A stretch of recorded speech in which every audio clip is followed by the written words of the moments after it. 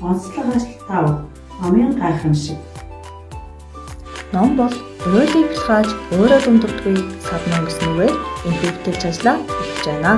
Бид хүүхдийг номонд дуртай болгох, номоор дамжуулан хүүхдийн хэл яриа сэтгэл хөгжүүлэх, ном хэрэглэж сонсож ойлгосноо бусдад ярих, эцэгчүүд хүүхдтэйгээ амт харилцаа үүсгэх, ном уншиж өгөх, харилцан ярилцах боломж олгох зорилгоор цэцэрлэгийн номын санг төвчүүлсэн ба хүүхдийн ном, зохиолын ном, багшийн ном гэсэн 3 төрлөөр 2079 номоор дамжуулсан байна. Мөн багш ажилчид уран зохиолын төвлөрөх, ертөнцийн 3, онцлог таавар, дэлгэр, шүлгээр зураг харж ярих номыг хийсэн нь хүүхэд зураг харж ярих, зурхан карт ашиглан багаар хамтран ажиллах боломжийг олгосон.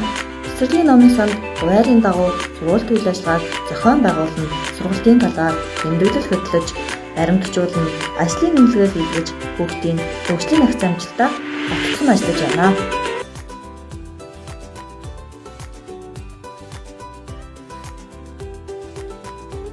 Номын сантай болсноор анхаарал төвлөрөх, тогтвол сууганд нэмэгдсэн. Хүүхдүүд үзэх номоо сонгоод, сонгосон номоо бүрэн үздэг. Өөрийн үзэх дуртай номоо үзэх баярлдаг. Сэтгэл хөдлөлөө үзүүлдэг. Утсан номоо номын тавьж байранд тавьдаг. Номын санд дахин олох дуртай болж өөрийн санал бодол хүслээ илэрхийлэх чадвар нь сайтарсан.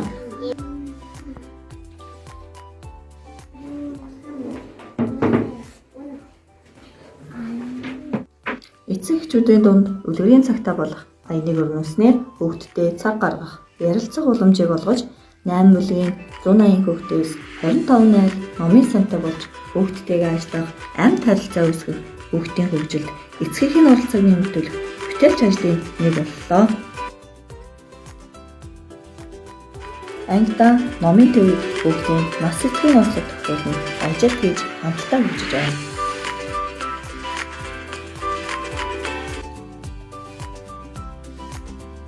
Чам уншлагын цагаар ахмад багш гадам сумын оюун наснаар бэлтгэл 1-2 бүлгийн 60 хүүхдүүд зарцаа шургуулж байв.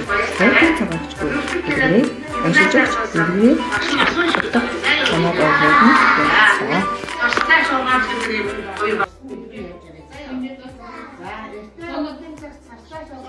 оюун найзч гаргуу гуйгуун хийж замаар явсаар олхин дээр хүрчээ.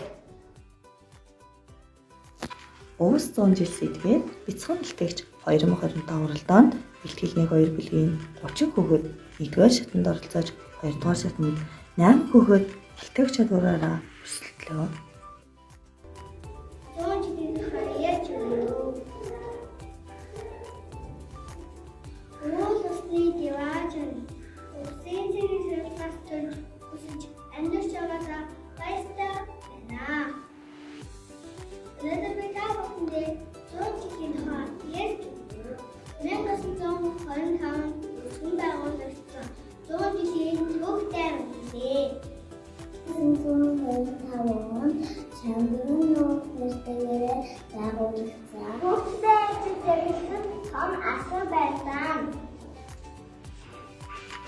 Уран жиргэн 2025 6 бүлгийн 24 хүүхэд оролцож шүлэг өгүүлгийг уран тод уншиж, дүр товрох, хоолой нүнг, биеийн хилэмжээрээ илэрхийлэн ярьж байгаа нь хүүхдийн хэл ярианы хөгжлийн түвшинд агсан байгаа нь харагдаж байна.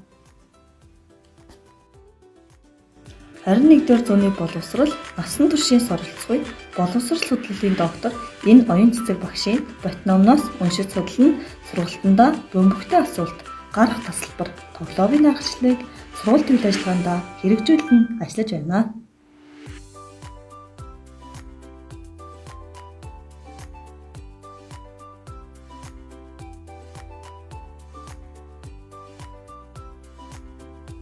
Бага насны хүүхдийн хэл ярианы хөгжил нь хүүхдийн насан туршийн амжилтад суралцах нийгмийн идэвхтэй гишүүд байх үндэс болдог.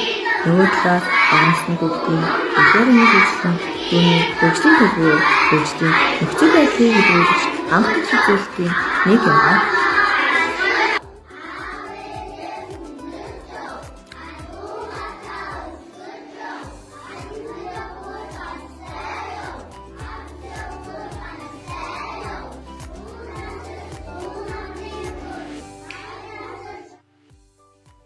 Багш ажилчид 14 хоногт нэг зохиолыг уншиж, уншсан номныхаа тэмдэглэлийг бусдад ярьж, харилцан туршлагаа сэлэлцэн ажил дээрээ хэрэгжүүлсэн бүтээлч ажлаа түгээн дэлгэрүүлж ажиллаж байна. Энэ хичээлийн жилд 14 багш ажилч нь уншсан номныхоо тэмдэглэлээ ярьж, нийт ажилчдын 80% нь хамрагдсан.